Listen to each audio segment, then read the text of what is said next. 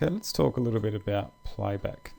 So I want to focus mostly on Sibelius 7 sounds with this and give you an example that reinforces what we've talked about already in this introductory webinar.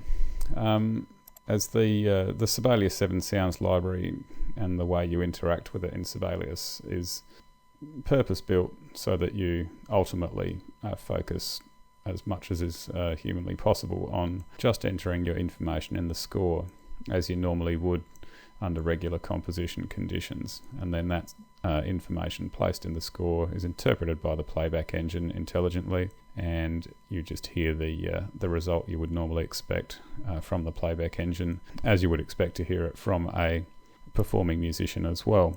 So there are some extended options as well if you'd like to investigate these, being VST plugin and audio units, and also the capacity to use Sibelius as a rewire slave. Rewire is a method by which Sibelius can be synced up to the playback of an audio workstation application and have its audio routed to that application as well. So you can mix the playback of Sibelius with real instrument recordings and other things you might be doing with an audio workstation application like Pro Tools or Logic or something like that. So that can be really useful. VST and audio units are file formats for virtual instruments. The Sibelius player that the Sibelius sounds play through is a type of virtual instrument based on the structure engine that comes from Pro Tools, which is a related Avid product, of course. So you can experiment with any kind of third-party VST and audio plugin unit that you like in use with Sibelius. But you just need to bear in mind, if you do go there, that this does complicate your playback structure in Sibelius somewhat, and depending on the library you're using, it can get tricky and cumbersome to get the best results out of it. So there are some pretty amazing results you can achieve with for orchestral and jazz and various other styles of music using libraries like East-West Symphonic Orchestra and Vienna Symphonic Library and a number of others, but some of them come at quite a hefty price tag, as well as a bit of a burden in terms of learning curve as well. So be prepared to engage in the field of music technology a bit more heavily if you decide to interact with some of these.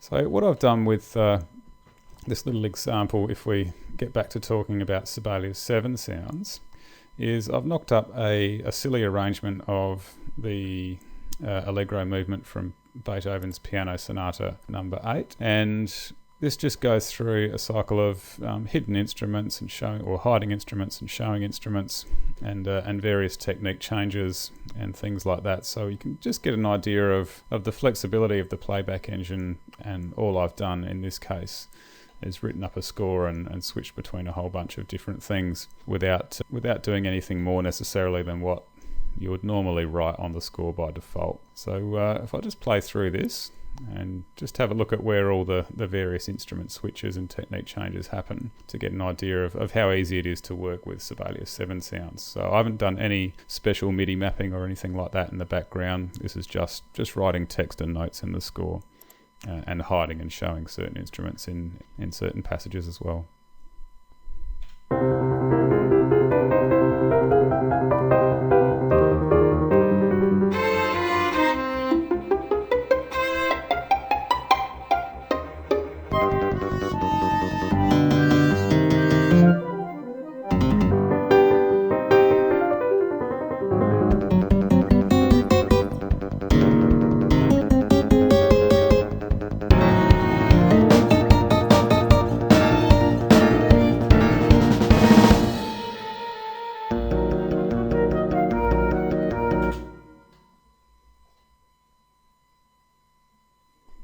And the big man is, of course, not impressed.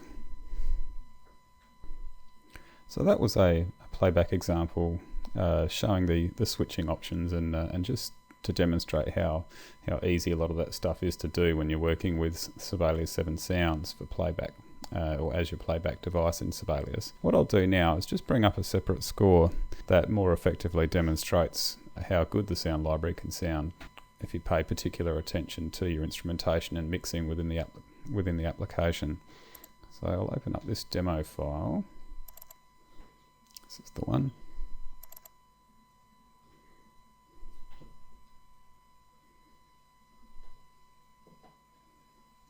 Let's just pause the video while that one loads. Okay, so by the magic of television, a couple of minutes later, here we are with these sounds fully loaded. And I've just hidden the ribbon in Sibelius and tried to zoom in on the score as much as possible so we can see everything that's going on.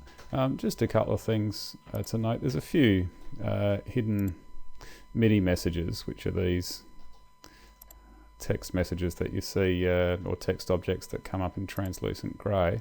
Controller 11 is what this one's representing, which is for adjusting volume. So the composer's gone to a bit of trouble to get some more volume control per stave happening outside of just adding dynamic marks, because I think there was some more specific requirements he needed to impose on it to get the results he was looking for. But you should hear once we get into the detail of this one that it makes very good use of the orchestral capacity of Sibelius 7 sounds. So I'll just start the playback now.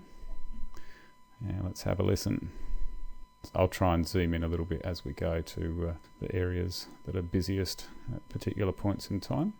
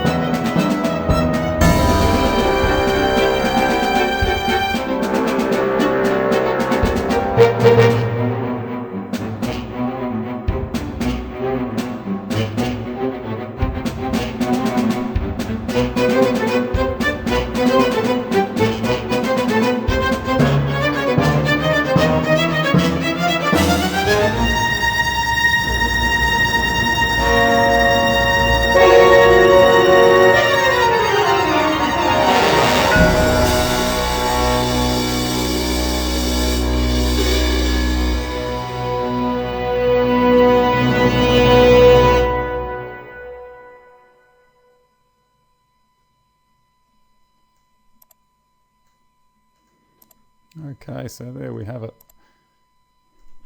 A bit of a prime example of what can be achieved with Sibelius 7 sounds. There's not a lot more that the composer's done here than what I've talked about already, just adding your various dynamic marks to the score. There's a few instances here where those MIDI volume control messages have been used, but not that many. It's really doing a pretty great job by itself with a sound library out of the box with a notation application, so not a bad result at all.